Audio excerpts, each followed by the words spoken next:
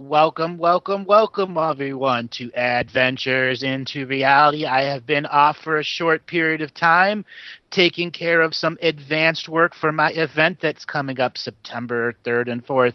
I am joined by Kathy Ma, my intrepid anchor and co host.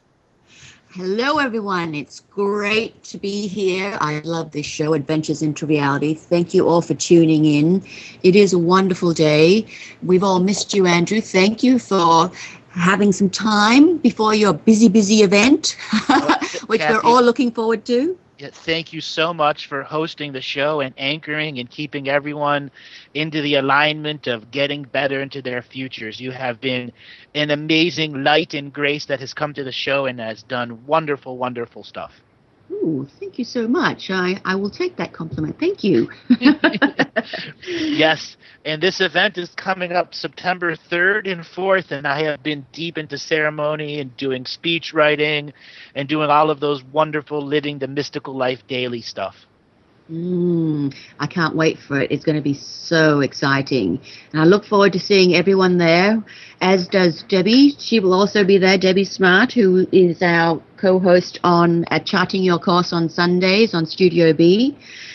Very exciting stuff. Really looking forward to it. I really feel I'm ready. I'm ready to be able to learn more about what you have to teach us, Andrew. Some of the stuff that I have prepared for the event is specific about the teachings of the fetus in the mother's womb, clearing out your dream world, and then starting with a fresh slate so you can begin to read the Akashic record in the sacred neutral perspective.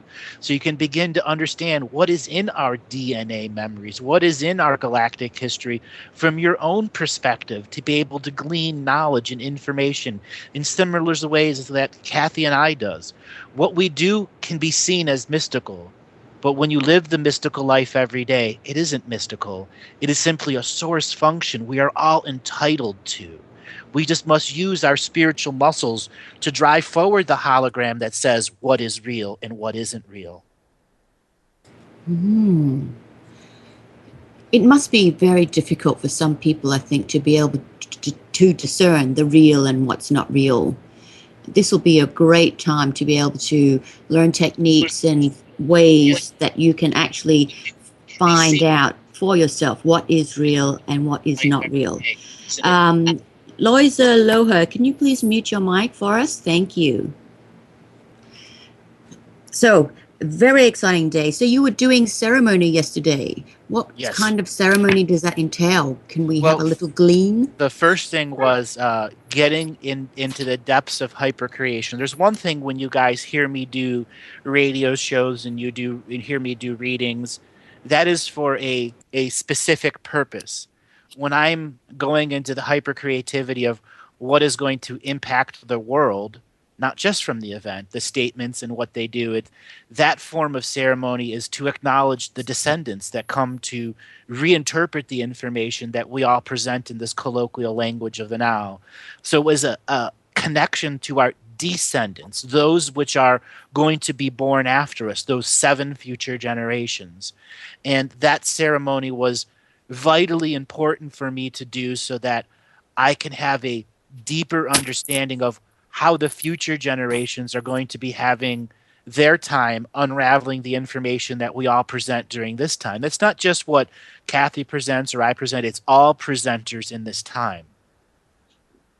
Oh, wow. I mean, I don't even know that I would have thought about doing the descendants, the next 7 generations. That's quite all-encompassing.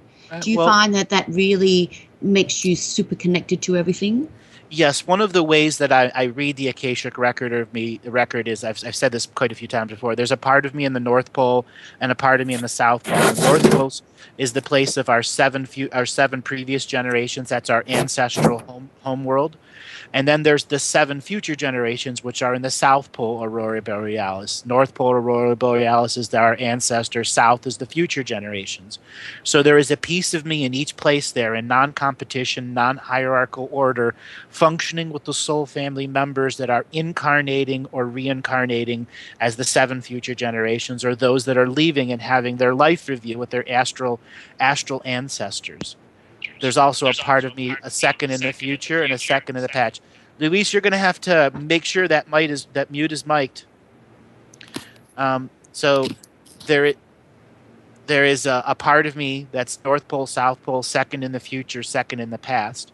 So one can say, doesn't that separate you and divide you? No, that amplifies everything that I am. It allows the information of the future and the past to have a focus point of collective consciousness creation, which is me, the I am presence and communion and union. So all four of those nodes or parts of myself act as the filter of what is the total presentation of what the Akashic record is.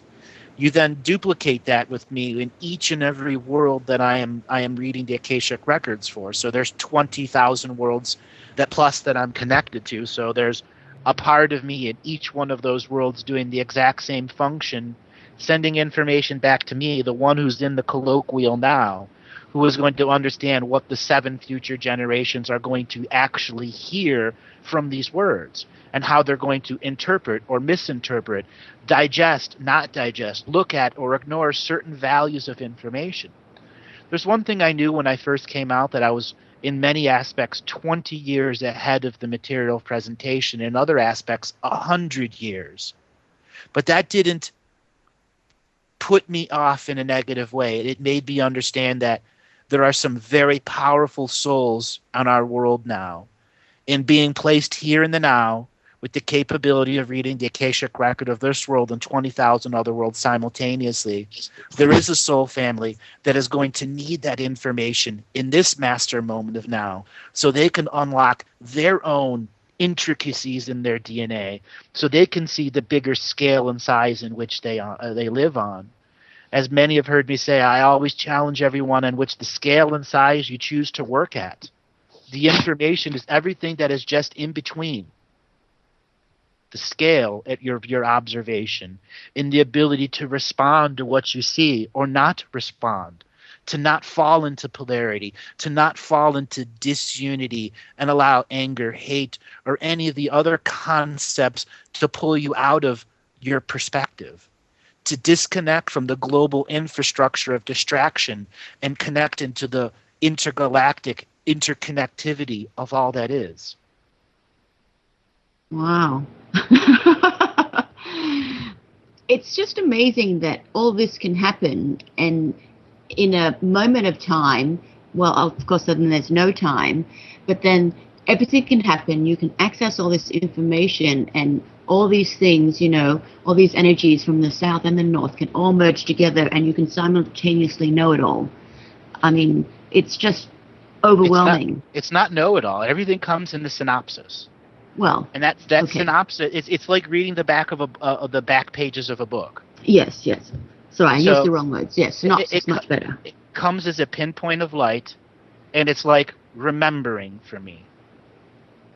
So have you ever just gone back in an old memory? Oh, I remember this. Mm-hmm. The pinpoint of light comes, and it's as if it's an instant memory that's generated.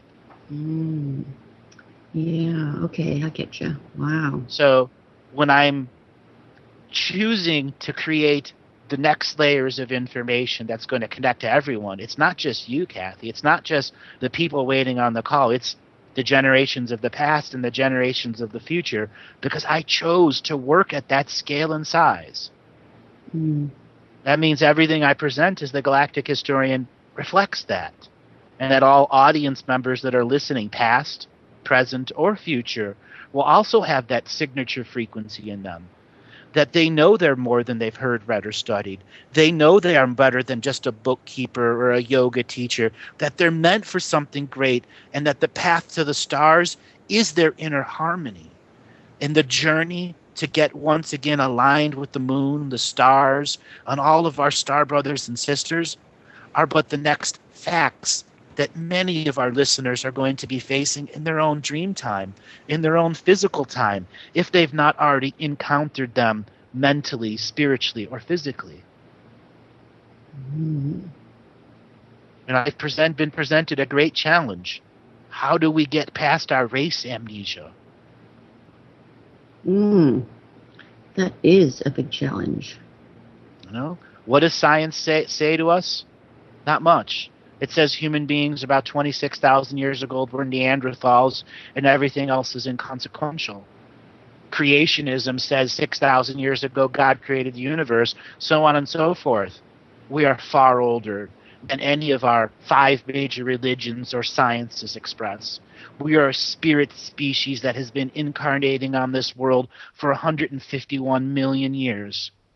And before that, we incarnated on another world and another world and another world, each having a relationship to Earth that has guided us here through a process of spiritual immigration from other universes to here.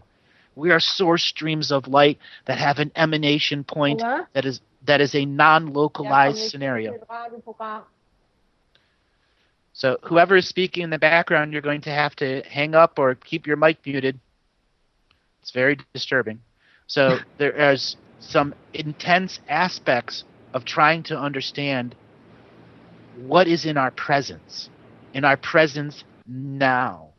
Kathy, you've dealt with the unseen world since you were very young, to the point it guided you into a career that said the unseen world is going to work with me and I'm going to make a great career out of it. Mm-hmm. Yes, I have. And, you know, the unseen world is, I guess, not as mysterious as people might think. If you're willing to listen, you're willing to stay grounded and see or feel or access what is going on, what has been going on, what is around you, it's quite fulfilling, and it can be daunting only in that you don't quite understand it till you, I guess, get used to it. That sounds ironic in a way, but it's very much like that. When you have that realm or that world or that other, you know, behind the mist, things that come up for you and that you can suddenly see access, it's almost like, do you want to look? Do you want to know? Do you really, really want to know?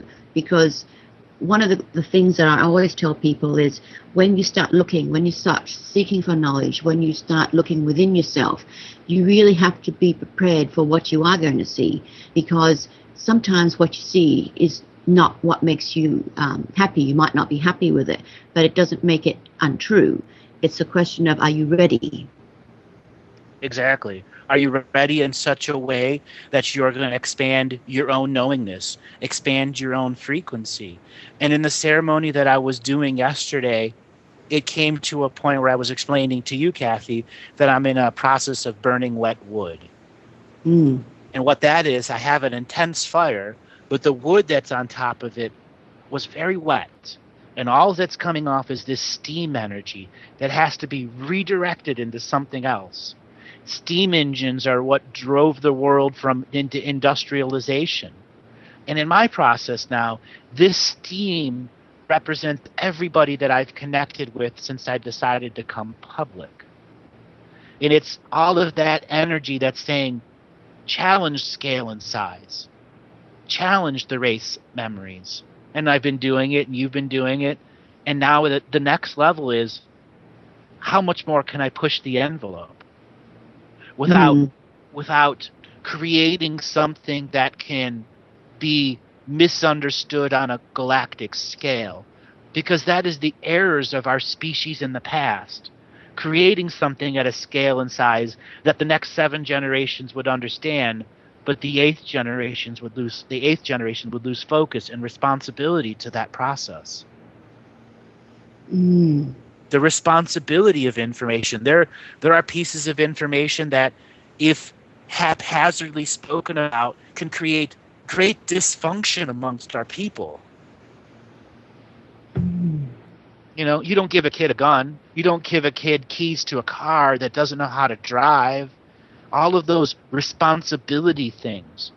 There are things in our DNA that, if looked at without the right scoping skills, could make us appear to be the monsters of the universe.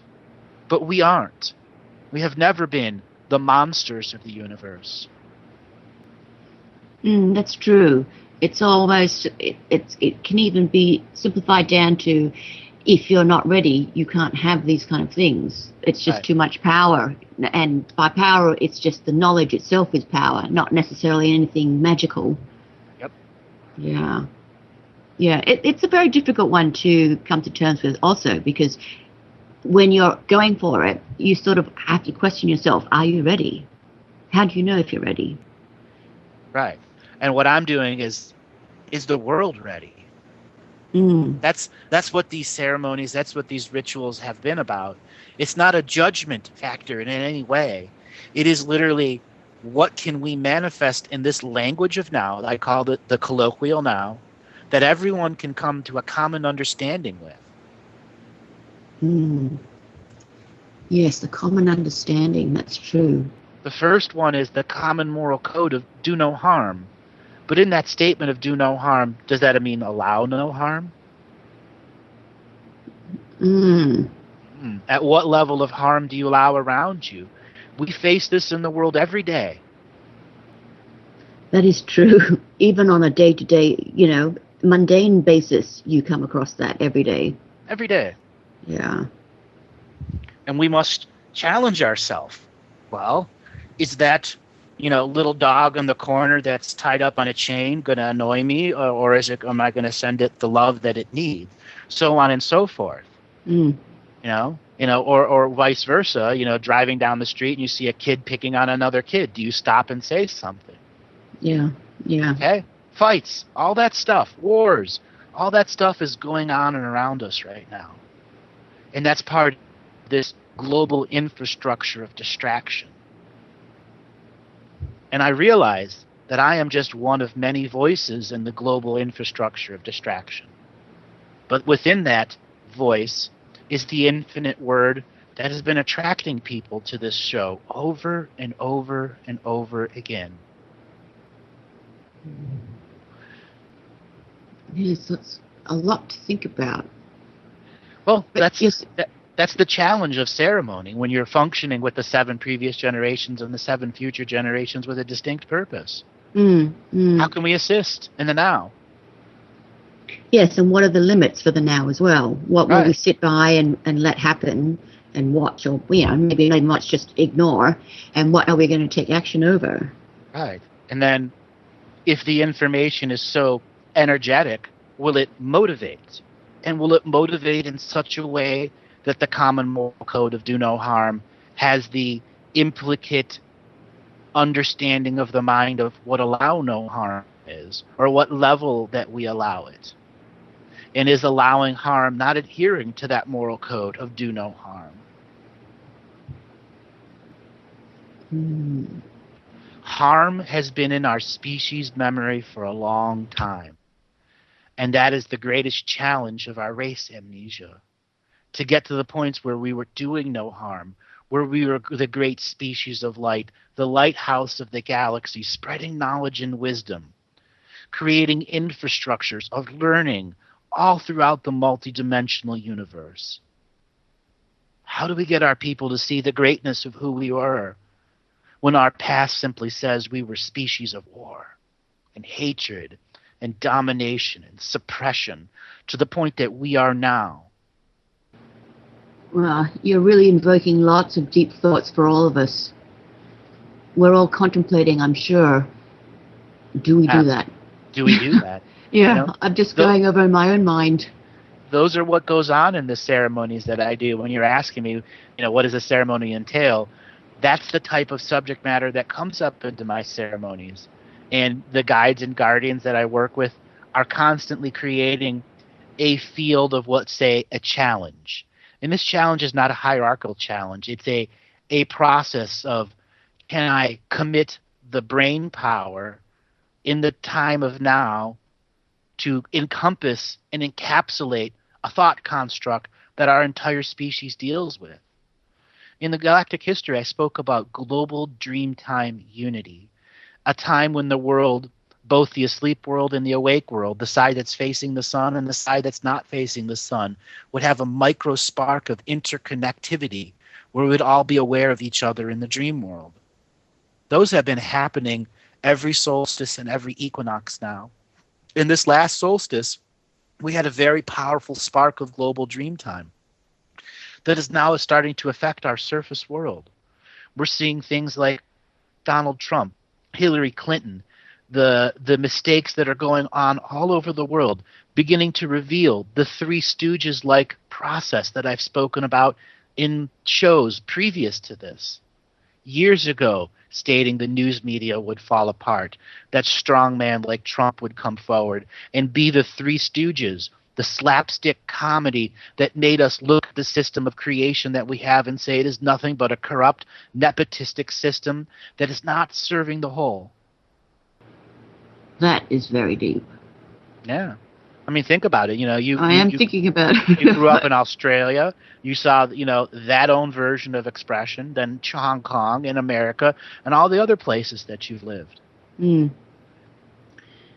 Yeah, certainly, when you look back at all the places of people that have been in power, that want to be elected into power and that became elected into power, it's an incredible process that goes through with everyone.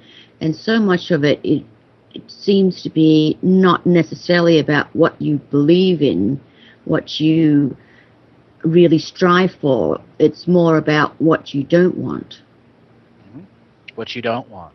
Mm. And that is what the contract revocations are about, is what you don't want in your reality.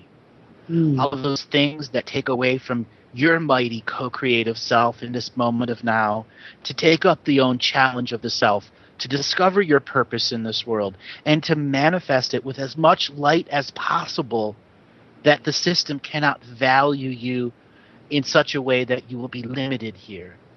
We are really one book, one thought construct, one master joke away from the whole world seeing the illusion we've created. I hadn't thought of it like that. And that's what I'm trying to encapsulate in the ceremonies.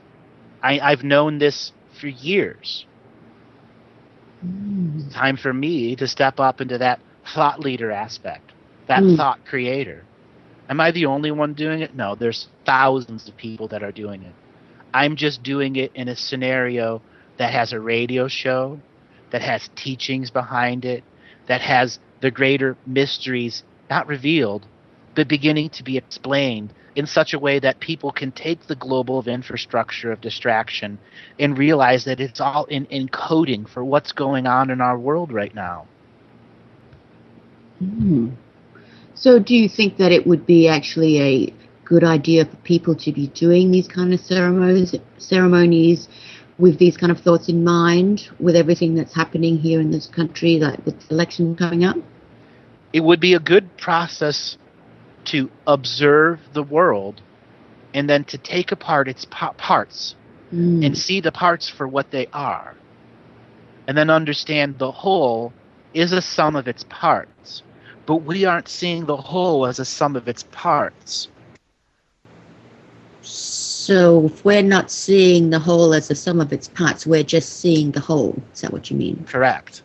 But the whole is undefined. It is truly a sink, like a sinkhole. It takes our observation. All right, that is our break, and when we come back from the break, we'll take some callers.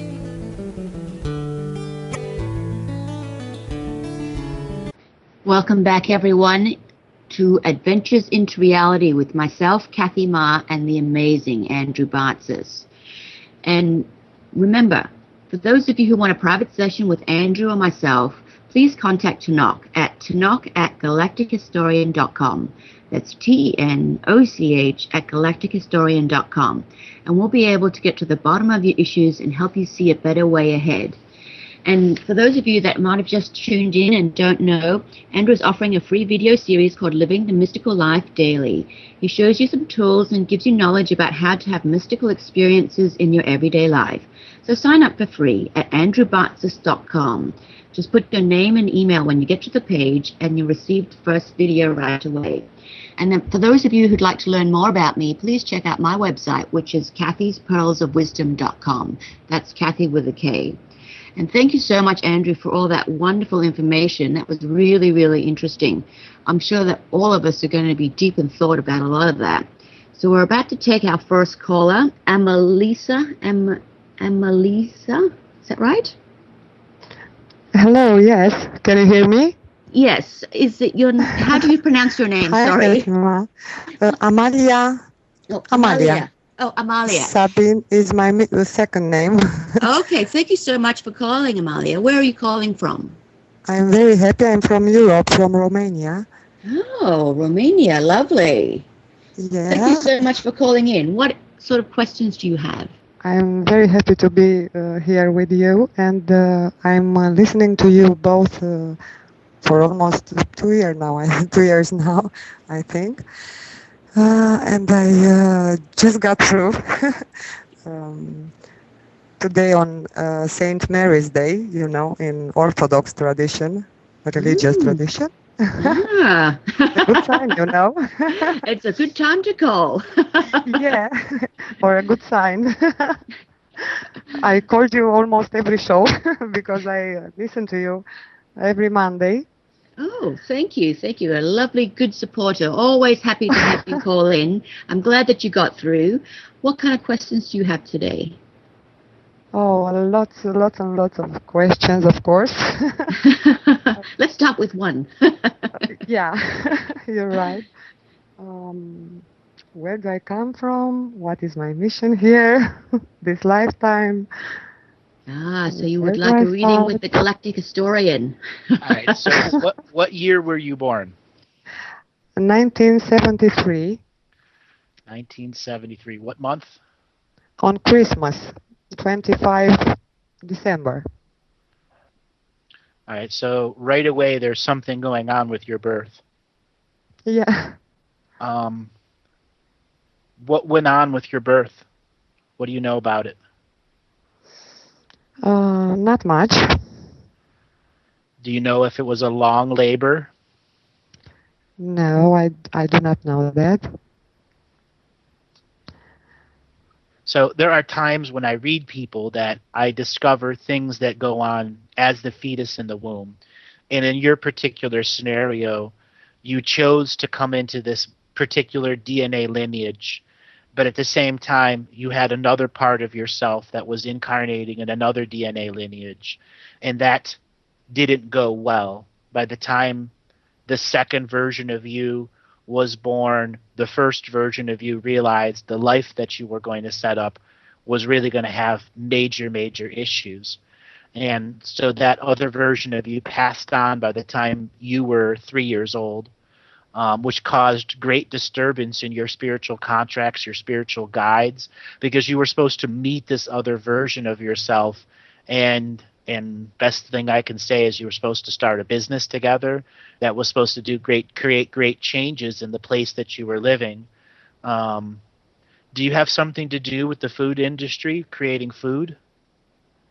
No, only I like to be creative in my cooking, and I like to cook. It's true. Okay, so your other version of yourself was going to be like an international chef and was going to feature the magic of food, because food is one of the few places the mystical sorcerer can exist, and the system will accept it. It understood that a mother's cheesecake or a mother's perfect soup is always going to be the child's comfort food. And there is specialized magic within that. And this other version of yourself who didn't get to live has now passed on that set of contracts to you. And you have a big, let's just say, confusion that's going on with your higher spirit. It tried to create this master plan. The master plan didn't work right. And for the most of your life, you're now set on a dual purpose, dual path, and you found it very hard to identify with what it is that you're trying to do.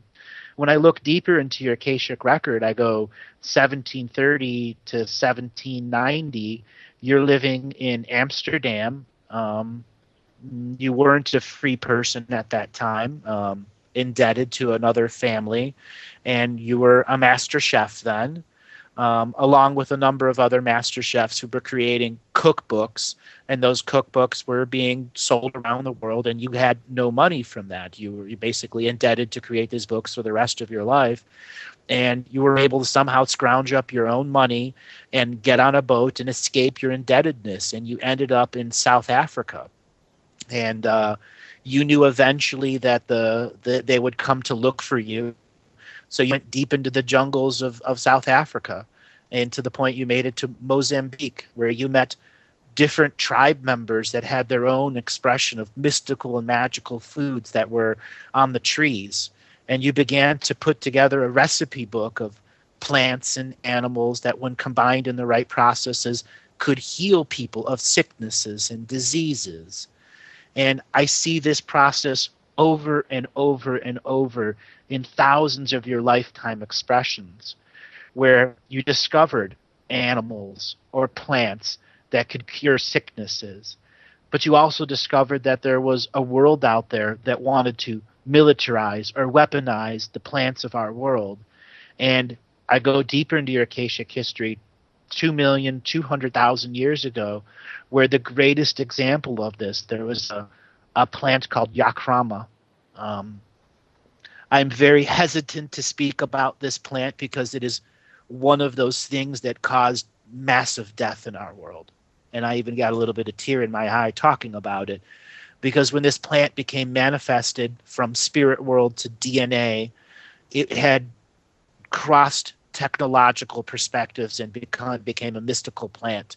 And it's something that's extremely rare in this universe, and people fought over this plant.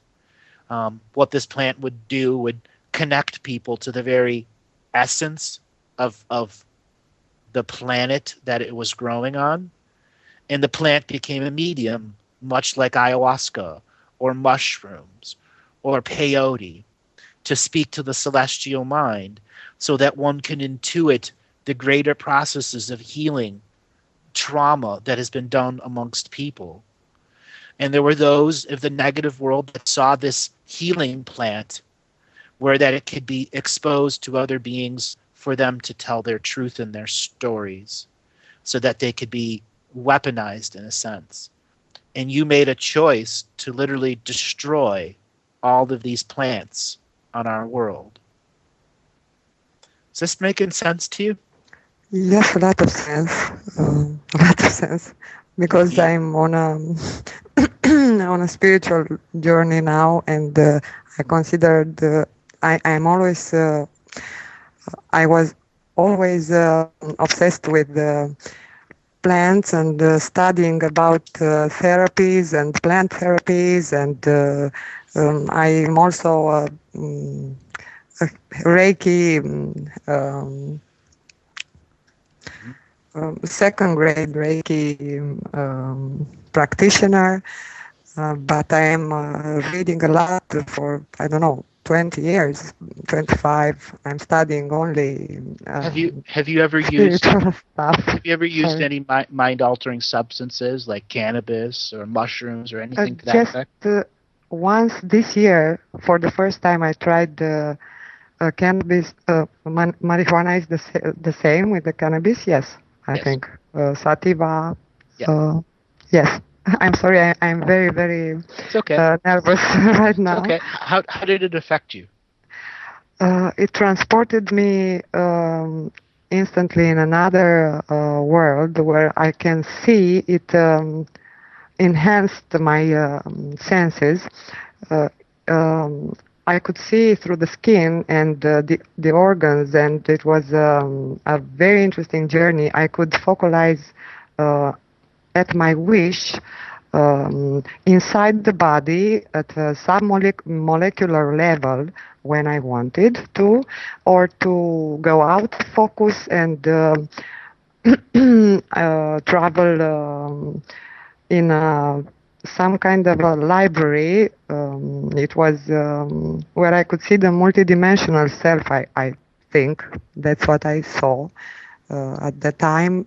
Different realities, like a wheel around me, and I could choose files from that wheel.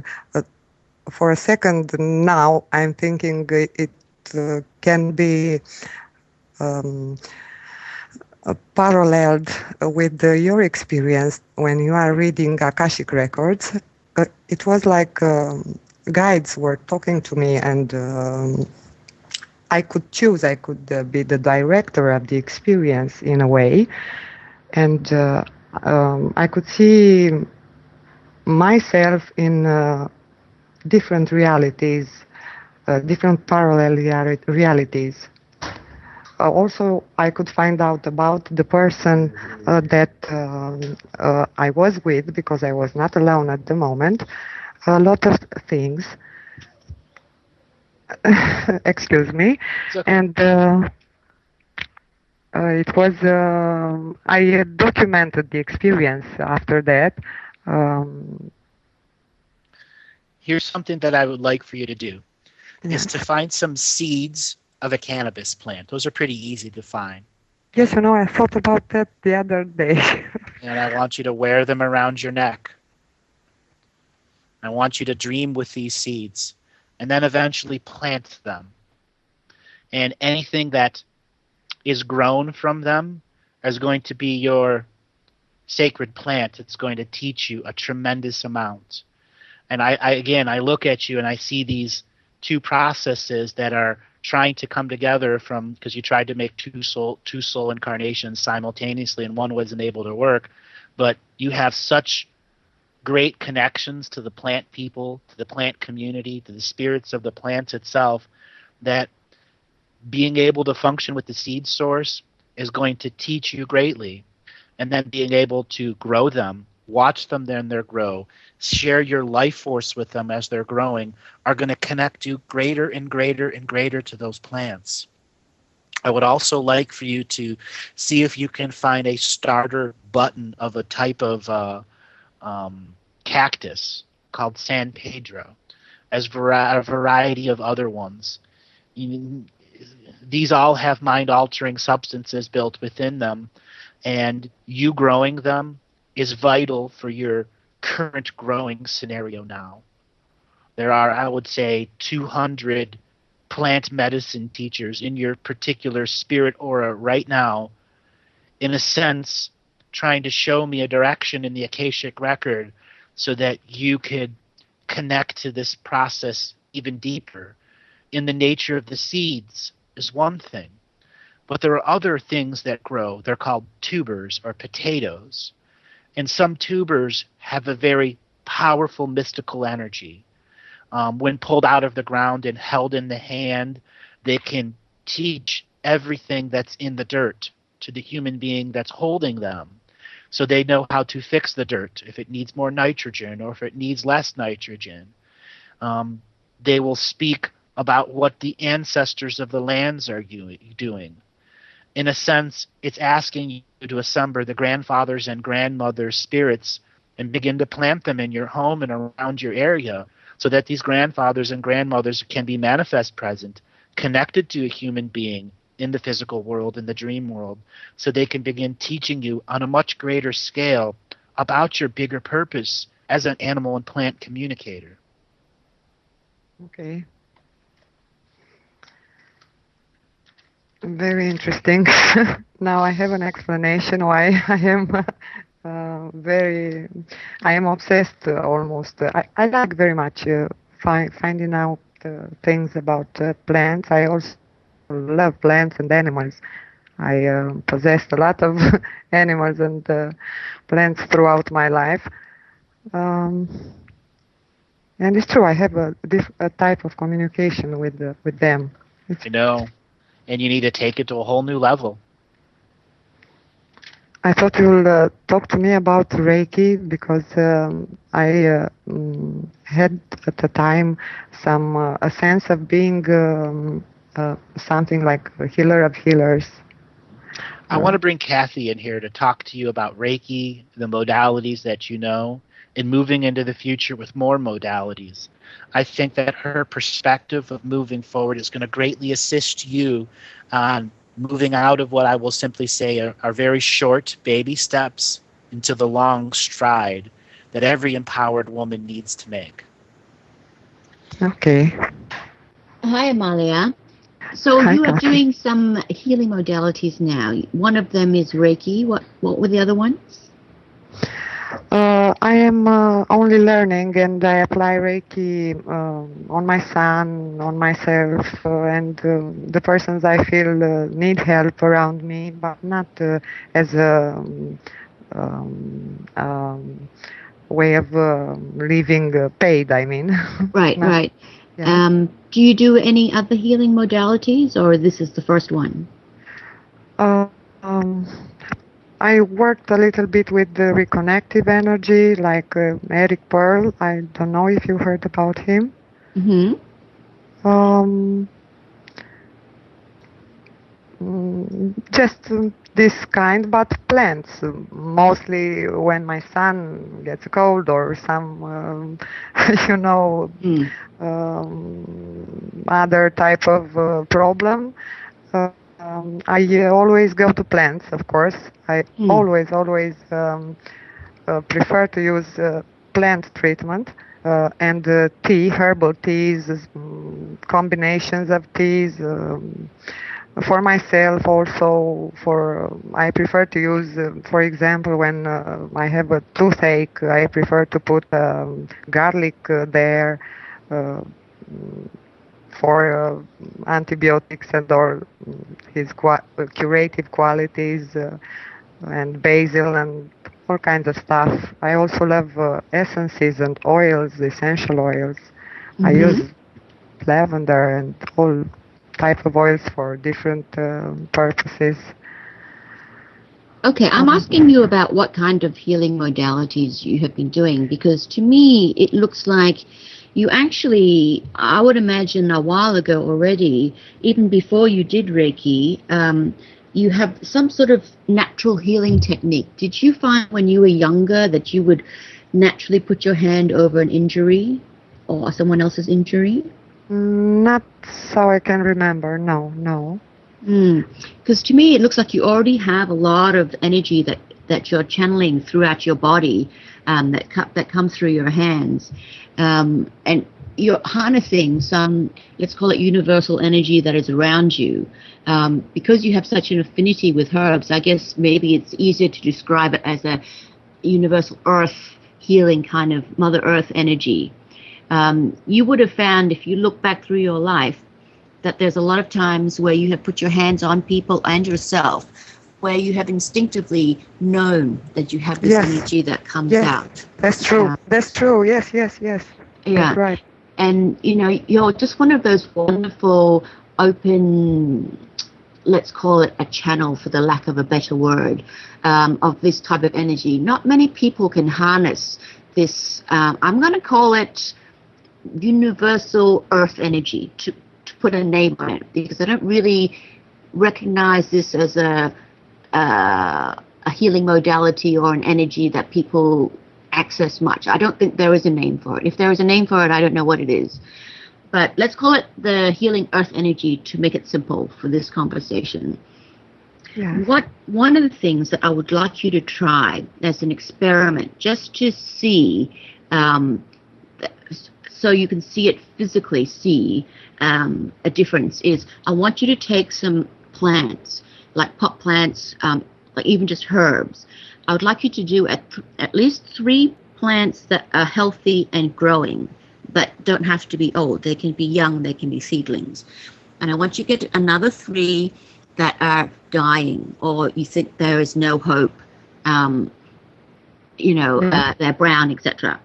Yeah. And I want you to tend to both groups. I mean, keep them separate so you know which ones they are. And I want you to use this, let's call it earth healing energy, on these pot plants every day for whatever time that you feel is right for them.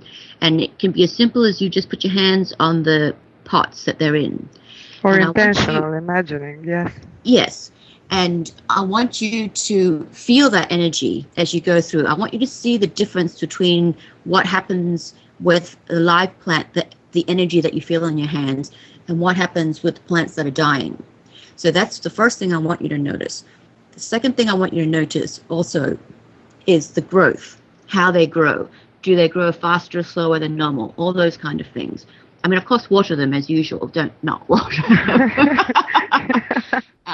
The same conditions. Yes. external conditions for growth. Yes. Yes. Yes. As if they were But just for normal plants to you. comparison, yes, Yes. to learn to diagnose, to feel, Yes.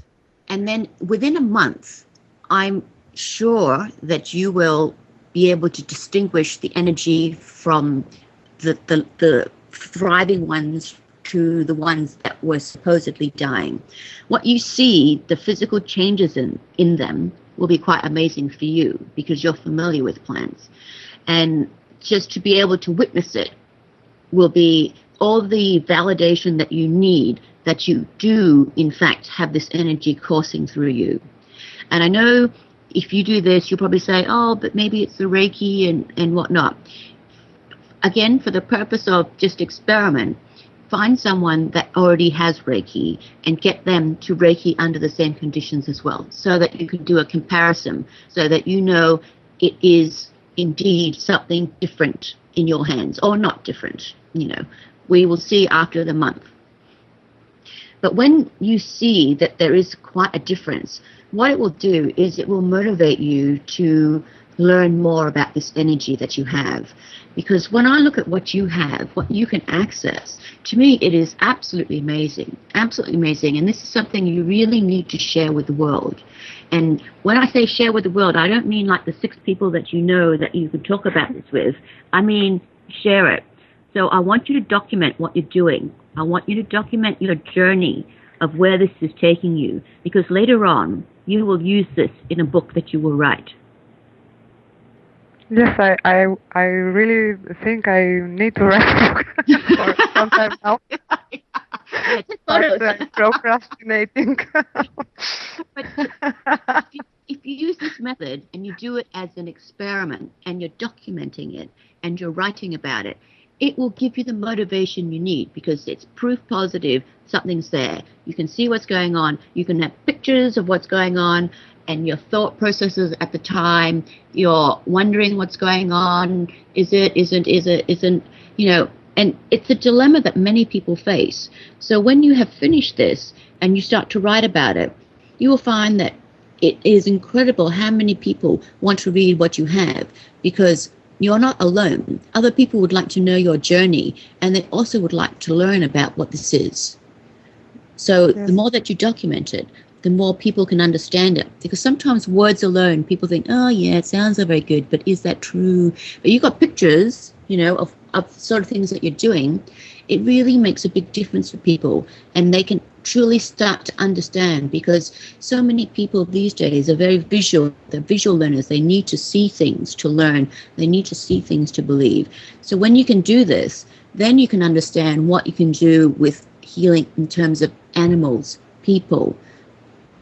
I mean, I could say insects, but I suppose most people will not spend time insects. But, if you were in a silk farm and you had worms that needed healing, so there are so many places that you can apply this type of formula, this type of method, that it's really important that you start to document it for yourself. And one of the things that you really need to also learn is you need to have more confidence in what you do. Because when I look at what's going on around you and you trying to explain things to people, or actually in the end not explain it to people, this is all about confidence, and it's about delivery, the way you say things. So, for example, I'm just going to make this up, okay? This is going to be an extreme example so you can see. If I said to you, oh, that's really interesting. What are you doing with those plants? You might say to me, well, I'm not sure. I'm trying to grow them, but, at the moment they're in this, right? Rather than say, it's an experiment. I'm going to see if I can channel the universal earth energy and see if they will grow and they will have 17 more leaves than this plant. You see what I mean? Yes, you're right. Yes, and you are very right. I recognize myself now. I am also healing myself on my using spirituality and psychology, and I am in a point in my life where I recognize that I lack confidence, and I seem to think that I have nothing interesting to say or nothing worth hearing. I think a lot of this, though, is not that you started out believing that. It's that No. people around you have helped you believe that. Yes, I am in a kind of toxic, You're- let's say, toxic relationship for 20-something years. Okay, Amelia, hang on, and I'll get back to you straight after these messages. Okay, thank you. Thank you.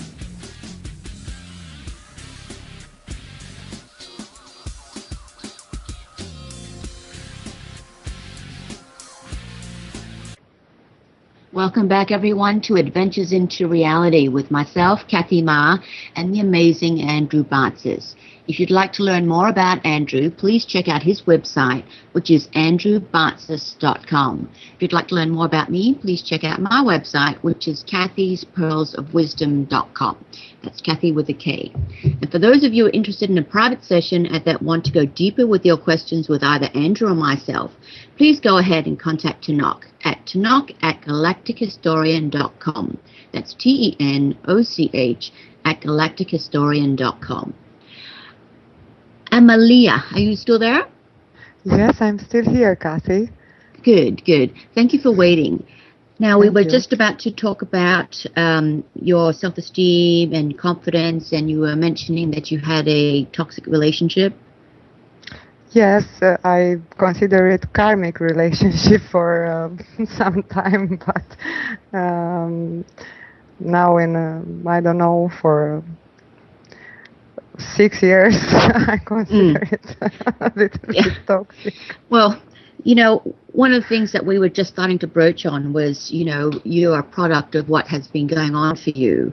You didn't start off, you weren't born with this, let's call it, lower self-esteem or confidence. A lot of things that have happened to you in your life have formed to what you've become now. Why I bring up that you need to start to become a bit more self-confident isn't just reflected from your own relationship, personal relationship, romantic relationship, things like this.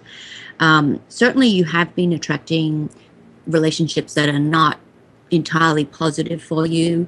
One of the reasons that you find that you stay in these kind of relationships is because you have now come to a point where you start to believe that this is all you're worthy of.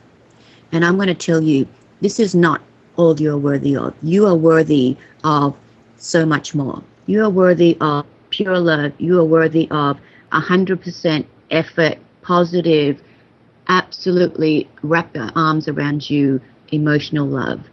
And this is something that you have to come to terms with, because when you can accept that you are worthy of it, you will then start to attract it.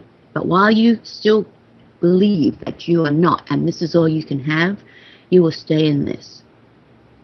You really need to get to a point where you go back to the basics. Every morning you wake up, you look in that mirror, you see yourself, and you tell yourself you are worthy of love. You're worthy of pure love. You're worthy of someone loving you unconditionally and that wants to be with you in a positive, loving relationship. You say that to yourself every time you see yourself in the mirror. And you don't have to say it out loud. You know, if people are around and it's not convenient, you know, just fiddle with your hair and say it to yourself. No, I know. I used also Louise Hay's affirmations, and now I'm past that and I'm okay. I'm using a lot of processes from T.L. Swan. I don't know if you... I think Andrew had an interview with her, and I love her. I can see that you've been doing a lot of stuff, but I want you to go back to the basics, because I know your logical mind understands this, but the emotional you is not listening. You have to shake yourself. Literally, if you have to stand up on the mirror and slap yourself and say it. Make yourself believe it, because you are not believing it. If you can't believe it, how can you expect anyone else to believe it? That's true. You know? You are. I am telling you, you are worthy. So you must believe me. I know. This is what I believe about all humans, in fact, and not only humans, of course. Yes, but you need to get back to the basics. When you can really, truly believe that, then I want you to start writing your list of what you want to attract in your life. You know, and if it's a loving relationship, then start writing your list. What does that look like to you? Even if your list can only be what you don't want, write that down first and start there. Because until you are clear what you are trying to attract, how will the universe give it to you? How will that person know you're looking for them? You know, you are a very, very powerful person. Your energy is really high vibe. So you can do it. You just have to believe it, truly believe it. I understand. I also have a son, Theodore. His birthday is coming on August 17 now. 2 days from now. He's 7 years old. He'll be on 17. And I was thinking that maybe he's, from his birth point, I thought maybe he is a stream of my soul, because he's very much like me, psychologically and almost and physically too. And you know, when I look at the energy of your son, I would say that really he's coming up for a little bit of a hard time at the moment. A lot of things are going to happen for him that really, you know, as a parent, you think, oh, why? But let me tell you, 12 months from now, you will look back and you will understand why. You know, have confidence and have trust in whatever is going to happen. There really is a positive reason for it. You won't be able to see it for a little while, but when you see it, you will understand everything. So have confidence, even though things might seem a bit down. Yes, they are down for some time now. And I'm trying to decide whether to leave this relationship because it is the relationship with his father. He's on different spiritual growth path. He doesn't want to grow spiritually, basically. This is this is your son's father doesn't want to grow spiritually. Is that what you mean? Yes, he does not believe spirituality really exists, and he considers something for the crazy people. And I am all about that for 25 years. I only read about this, and You need to really sort of cut this up into two different sections. What one person believes in and doesn't believe in is very particular to them. You can't compel someone to go on the same journey as you. If it's in his journey to have spiritual growth, he will reach it himself. It doesn't matter if he believes it or if you believe it. It's his own journey. When you look at your lives together, these are not facts that you should be bringing in to decide the future. What you need to be looking at is this relationship positive for you and for him? Because they're the things that really make a difference in a relationship. I know this isn't 100% what you wanted to hear, but you just really think about those words I've said, because those are the decision factors that you should be looking up. Yes. Well, thank you so much. Thank you so much for calling, Amelia. I'd love to talk, but we have callers waiting for us. Okay, thank you very much, Andrew and Kathy, and hope to hear from you again. Yes, well, definitely in like 3 months, please contact us and let us know how the experiment went. Yes, and you wear those seeds around your neck and start planting as much as you can. Try to find them first. You can plant other Europe, seeds. you know, Romania. You can plant other seeds too. Anything that you can consume, tomatoes, cucumbers, peppers, oregano, anything you can grow in your house that you can start from seed, that you can put your spirit into. I understand. All right, darling, you have a great day, and you have a huge world in front of you. You too. Thank you very much. Heidi, you have a great day. Goodbye. Kathy, we get some special callers. I know. Her energy just wow, off the charts. I want a healing. Exactly. When I first connected into her, and I'm looking at all the different plant teachers that were there, and I'm like, how do I describe to this person what they've come with in spiritual contracts? And I Mm, saw that she's on the healing path, and I saw the relationships. And when I passed it over to you about the self-empowerment, and it really came up about how the relationship is causing negativity in her life. And both you and I, and on our Charting the Course show, talked about relationships and how having somebody in your relationship who isn't spiritual, who isn't following your own path, can create a disharmony and a disresonance. mm, mm. That's so true. I mean, from all aspects, but also getting to a point where you have to understand you and that person are separate entities. So you cannot always look at some person thinking they're affecting you. It's how are you containing yourself and managing to still stay within a relationship with no shame, blame, or guilt. Exactly. And the other side about being a spiritual person and having someone in a relationship who isn't, we cannot step on their journey. We cannot judge their journey, even if they're doing that to us. That's so true. So true. As long as we are entangled that way, we are still a part of the distraction process that's keeping away from our inner selves. Those people do serve a purpose. They are an anchor for the reality so that you can manifest your spirit world. That's so true. That is very, very true. I love the way you use it as an anchor. That's a very good analogy. Yes. So let's move on to our next caller. 530, your name and where you're calling from? Hi, my name is Nicoletta, and I live in Lake Tahoe, California. Hello, Nicoletta from Lake Tahoe, California. How did you find out about the show? Well, wow. I'm actually kind of blown away that I got on today because I've been trying to get on for probably 4 or 5 months. A girlfriend of mine tuned me into you, and I've just been following all along, and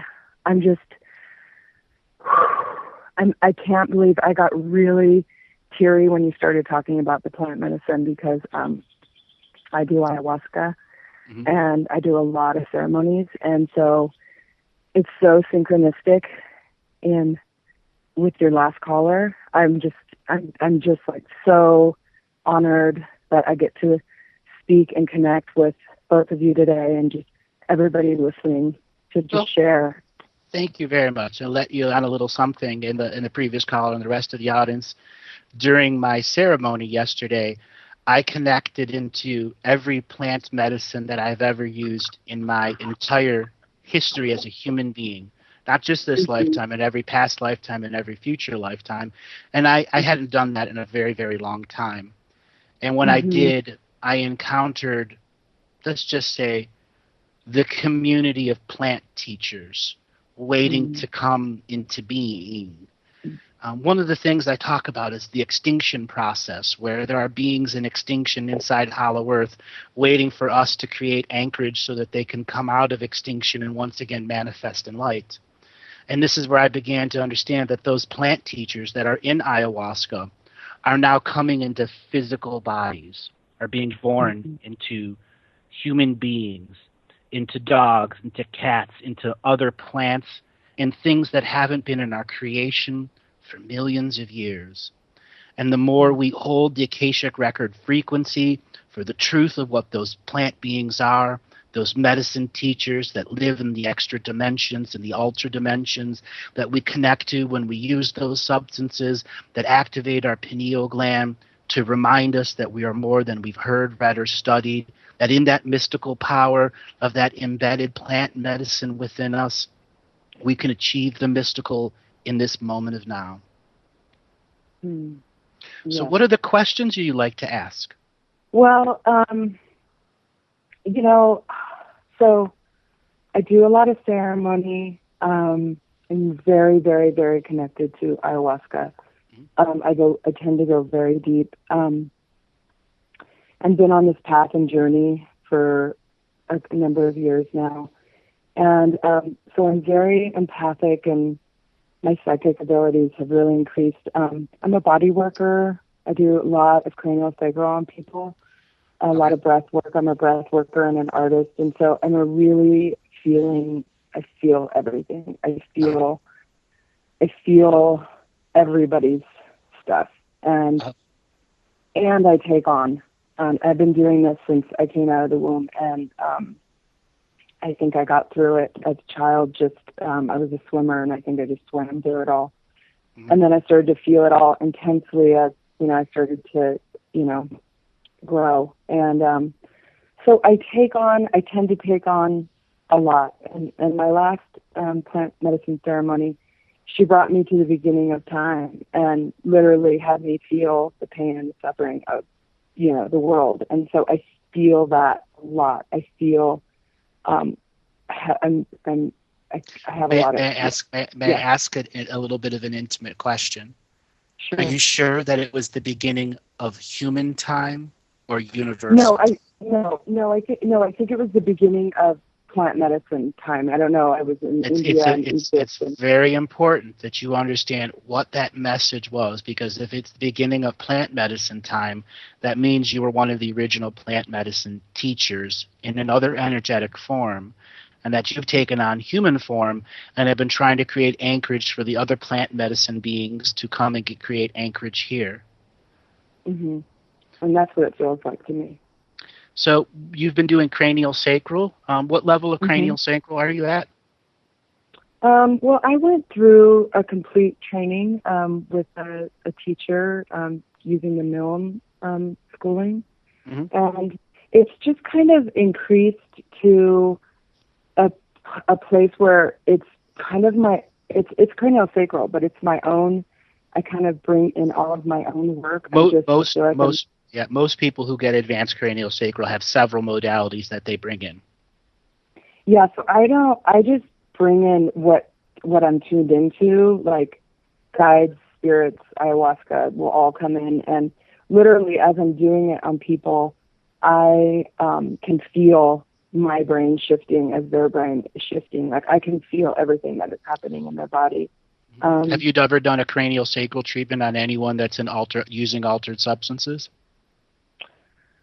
You mean actually on it?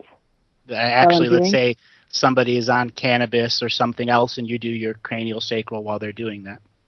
No, I don't think so. I've done clients that have come back from doing ayahuasca journeys, and I could feel it. But no, I don't think so.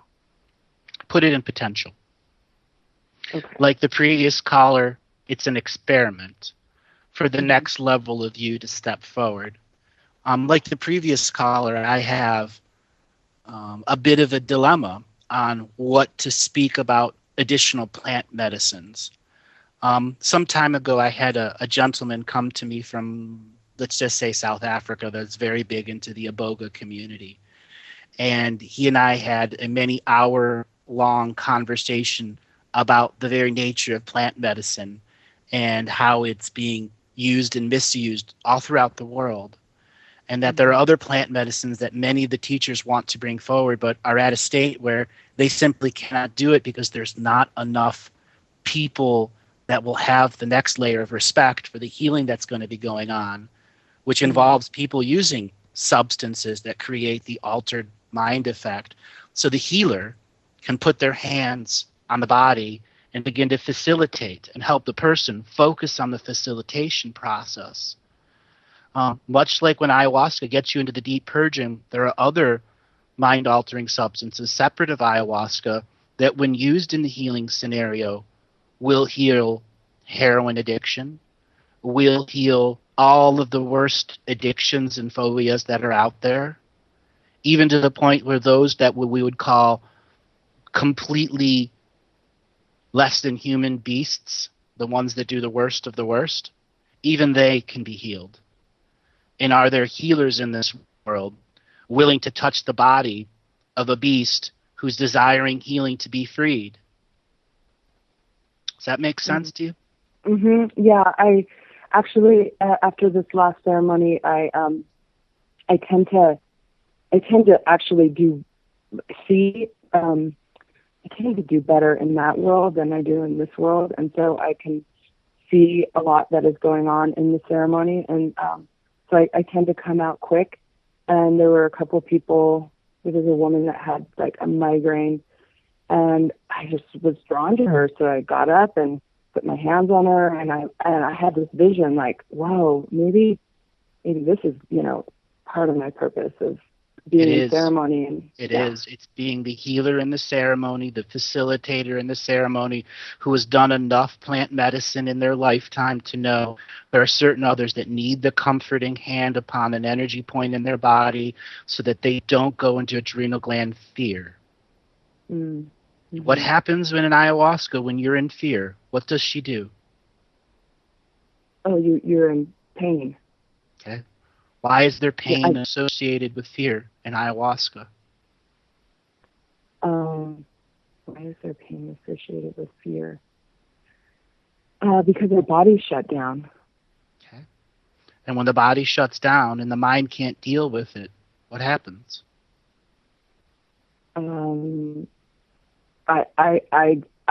Me personally, I tend to go into more fear, and it compounds. It compounds and gets worse. It's trauma. This is where the healer in this scenario can step forward and help body come out of the state of shock and allow more of the higher soul in to process more of the plant medicine that creates a deeper soul purging. Mm-hmm. Yeah, it's embracing it. It's just embracing all of it together. That's, the last ceremony was the fear started to come on, and the first thing I did was, she had brought me to the same place. It was the fourth time, and I was in the belly of the serpent, and I thought, I'm not going to be afraid this time. That is our music. Hold on, darling, and when we come back, we'll finish talking about this. Okay.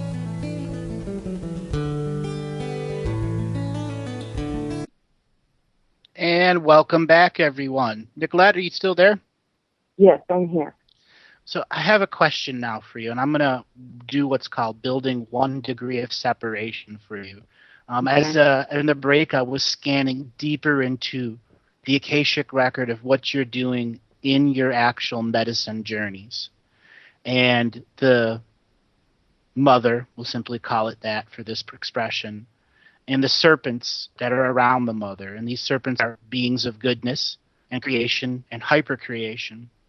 And they have planted thousands and thousands of seeds inside your auric field, waiting for these moments that these seeds can be born into, let's just call them half snake, half plants. Have you had any visions about these half snake, half plants? Oh, yeah, I have a lot of visions. Like I said, I'm an artist also, and so when I go into medicine, I see the snakes. I'm in the snakes. I'm in the serpent. You're in the embrace of the serpent. Yeah, I literally was in the belly of the serpent, yes. riding along. It was very painful. And I had seen it. It was the fourth time I had seen it, but this time I chose to ask differently and ask her why you brought me here and where am I. And once I realized where I was, I decided to embrace the pain and the sadness and the sorrow, because it was all, it just had all become one into joy, sorrow, sadness, and it was a magnificent cleanse. Like, I just sat up, and when I got through it, I just wept, because it was like I had went through, the canal, or, the truth. I had I call that the eye of recreation.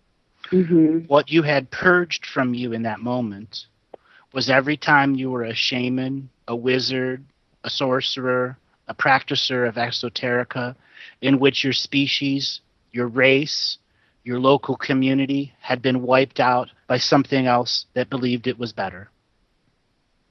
Mm-hmm. That's every expression of every original peoples that have been conquered by another original peoples, for every time the storytellers that kept the history of the local peoples solid in the mind of the people, for every ancient storyteller and shaman that died without passing on their knowledge or wisdom, you then purged out of your life force, so that you once again can reconnect to that infinite force who knows we must be aware of our colloquial noun language, who knows we must teach the stories to our people, who knows all of those words, who must stand in the next state as the storyteller. The wisdom you've learned from inside the journeys needs to now be translated into some form of format that can be brought to people. You are a medium to the plant community. At one point, you were a plant being, just as if you were in ayahuasca and meet beings or any other form of altered substance, and you see those extra dimensional beings. You were one. And now that you're here as the anchor frequency for all of those other beingness, isms, wases, and all other beings, to facilitate their process means to use the medicine for the purging. Then there's the next state where you ask the medicine to assist you in creating the vision that manifests directly for the healing of the people. What rituals are in your spiritual knowingness? What is it that you know in your DNA record from every shaman you have ever been in every lifetime? What blade of grass do we not know of that is just as powerful as ayahuasca, that has been forgotten by our people?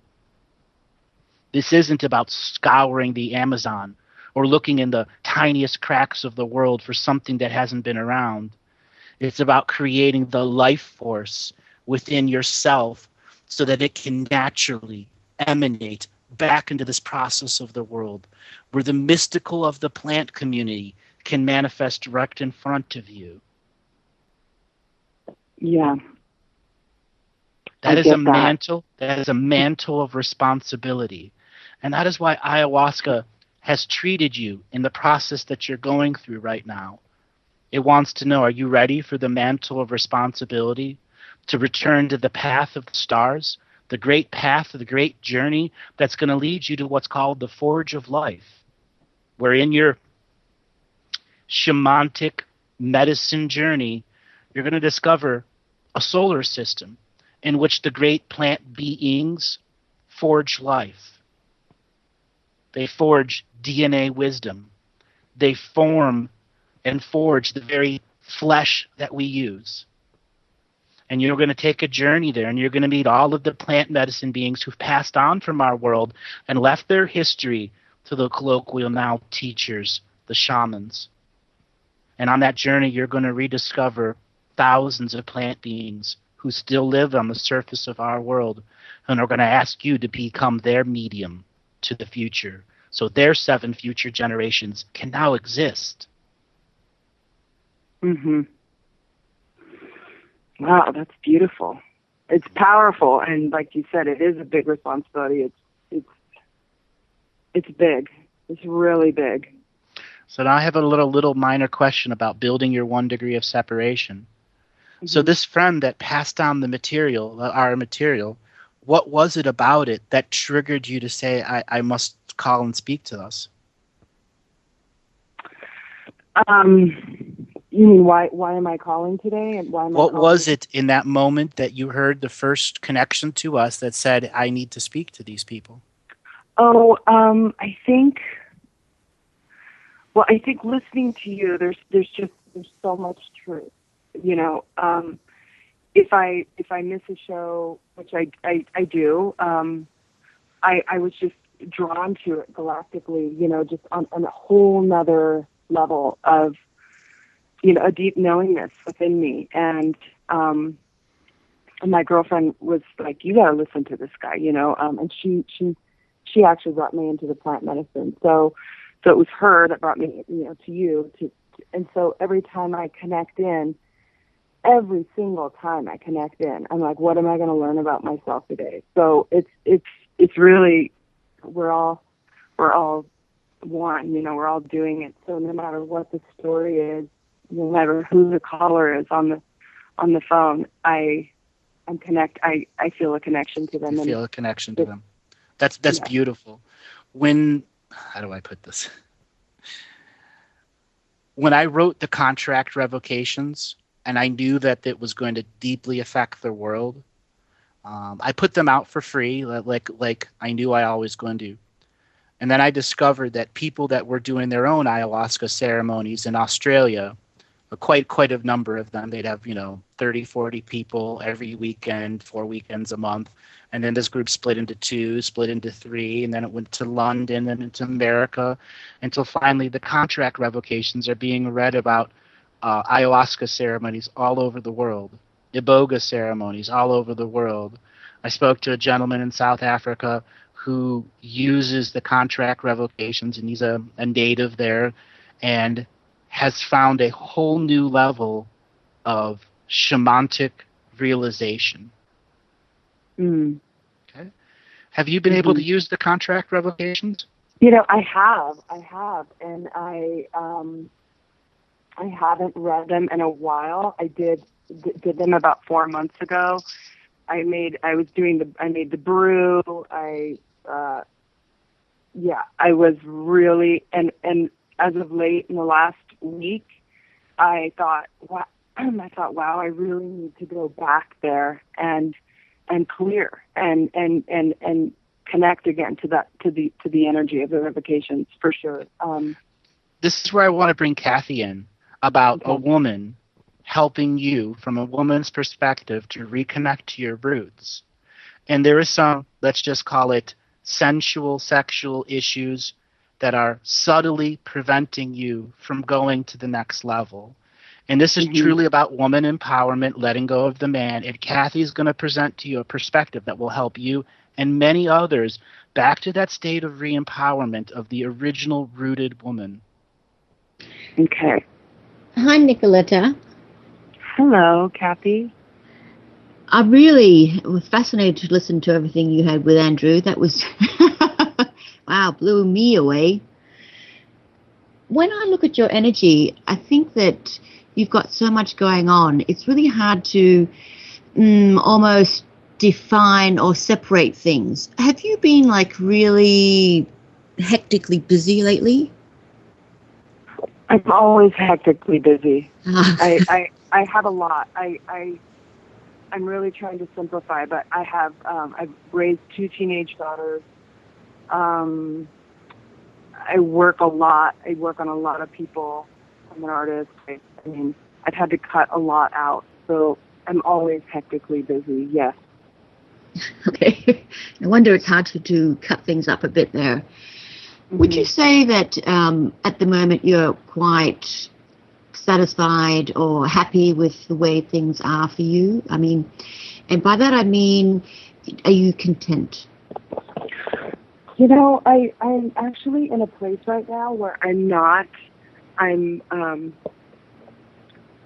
It seems like I feel like I've been on this hamster wheel, and as much work as I do on myself and ceremony, and it feels like I'm always working on myself. And it's like there's something that needs to release that still hasn't released out of me. And you would think that,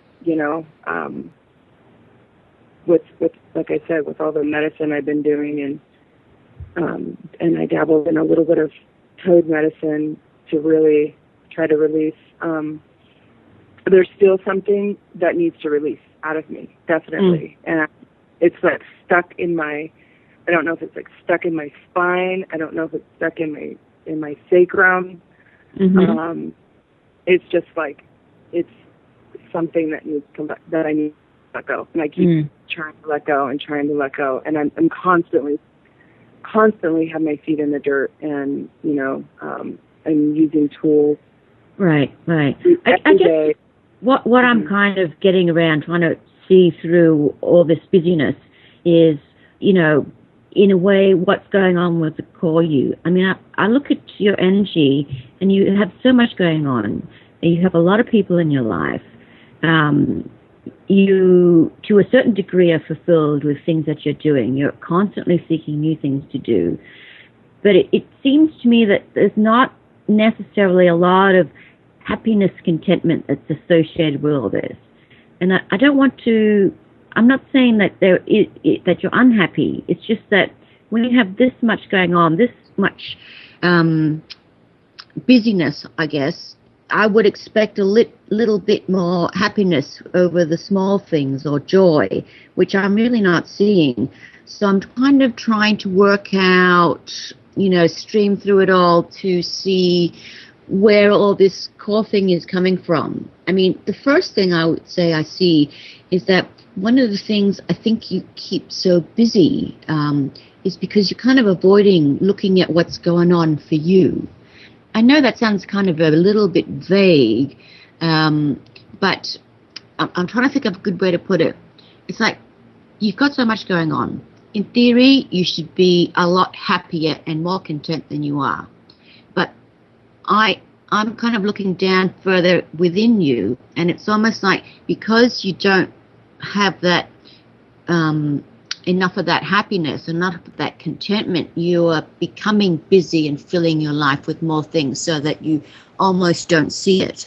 You almost don't notice it. But deep inside you, you feel that little bit something missing, but you can't really define what it is. I do see this, I'm not going to say often, but I do see this within people, and it's almost like if you keep very busy, no one will see you. And if no one sees you, they won't question what you're doing. And by questioning what you're doing, it's not like, what are you doing? It's more like, well, I don't understand. Why aren't you happier? You've got all this going for you. Why aren't you stopping to smell the coffee? I mean, I know you just said you had 2 teenage kids, so, life is hectic. But at the same time, you're doing all this stuff. You're helping all these people, helping all these earth things, but you're almost avoiding yourself. And for me, when I look at this is doing yourself a disservice, because if you do not spend more time for you, for looking after yourself, for taking time for yourself, for finding things that make you happy, even if they seem ridiculous to you, you will have trouble as you keep going further, because you will always have this sense of unfulfillment. And at the end of the day, you are an amazing person. You're an amazing healer. If you even look at this logically, why would you not spend time to do more for yourself? Because if you can make more for yourself, you have more to give others. Yeah, I think it's about a responsibility thing. I think it's because I have kids and I'm working so much, and actually in the last couple of weeks, they're both not here, so I've got a few weeks. So, I've been going to the hot springs. I've been hiking every day. I've been jumping in the lake. I get a lot of peace in meditation, a lot of peace and gratitude, and find a lot of joy in meditation. It's really hard for me to go out and be like everybody else, and it's not so much be like everybody else, though, is it? It's just actually the enjoyment, the actual enjoyment. The feeling of enjoyment makes you feel a bit guilty because you're not doing something else.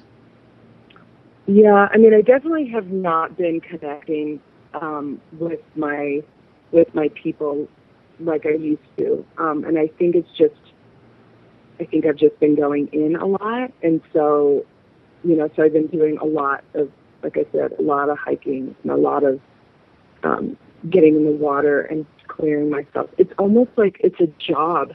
I think that's because I feel so empathic and I feel so much that I think I try to avoid large crowds and people. So I go off into nature and try to soothe myself, I think, that way. Mm. But I get what you're saying. I totally hear you. And actually, I was thinking about it yesterday when I was on my hike. I'm like, what am I avoiding? I actually said that because I went I kept going. I kept going on this hike. I kept going and going and going, and I thought I have to turn around and go back. And so I was like, what am I avoiding? So I definitely felt that, you know. Yeah. Yesterday. What about this? What about we try something? Well, you try something. I'll think of you while you try it. Okay. Let's just try some simple enjoyments of life for you. Okay, and the reason I want you to try the simple ones is because maybe once you try the simple ones, you'll get enthused to try a bit more complex ones, okay? So think of it like this. Every week, I want you to go out somewhere to eat that you would consider sinful, like decadent. And by that, I don't mean in terms of money. I mean in terms of, oh, I don't think I should eat that because it's not good for me. That would be, ooh, you know, and I'll make an example. It's like, oh, can I have that whole baked brie? I mean, I shouldn't have the whole baked brie. Maybe I could have a slice and I'll share the rest. But no, eat the whole baked brie. I want you to think about things like this. I want you to take the simple pleasures for you and only for you. I mean, other people can come. That's not a problem. But I want you to take that moment for yourself. Because if you can find something that you just do for you every week, that happiness level will start to fill up. And you'll understand more of what I'm trying to say in the sense of you will feel it. When you feel that happiness bubble inside you, and it keeps bubbling inside you on a regular level, you'll want more. But at the moment, you just can't remember what it feels like. Because it's like a soda that's gassing up and you're like, woo! You know, that's what I want. So try the simple things like food first. And it's the things that you know that you are strict with yourself about. Okay. Because I can see on a sensory level that food is very meaningful to you and it really heightens all your senses and your brain, it goes crazy, stuff like that. So think of it as just a little thing that you must do for yourself every week. And after a few months, you will see that you won't be able to stop trying to find things to fill up that happiness bubbling inside you. Okay. Right? And remember also that spirit is not a job. You know, this is also what you've just said. But it is for you now. Things like service to other people are absolutely awesome and commendable, but there is such a thing as too much being in service for other people. Think of it also as me time. I mean, for many people, me time is having a bath with no one there. For you, it's not doing something for others. That's your me time. It's going to be a challenge. Don't get me wrong. The way I say it's going to sound real easy, but it's going to be a challenge to do it. For you, it's going to be a big challenge. For some people, no challenge at all. And the reason it's a challenge is because of the amount of ayahuasca that you've done. You've reached a point where the easy stuff is done. And it's asking you to be of greater service. And you've been of so much service for so long, you have lost exactly what Kathy is saying. The thirst for your own life. You have to have that spice in your own life. Really at a higher state of being than you are right now, so that the next message of the plant medicine can come through. And I was saying before that there are some sensual and sexual energy scenarios going around that you have to take care of. You need human touch. You also need male human touch in your life. That doesn't mean to go deep into it. How has your relationships been lately? Well, it was interesting because I had this giant release from the past of all my past boyfriends, lovers, I just literally in the last 2 weeks saw my ex-husband, had contact. They all called me. It's like the same week, and I was like, whoa, I'm releasing something.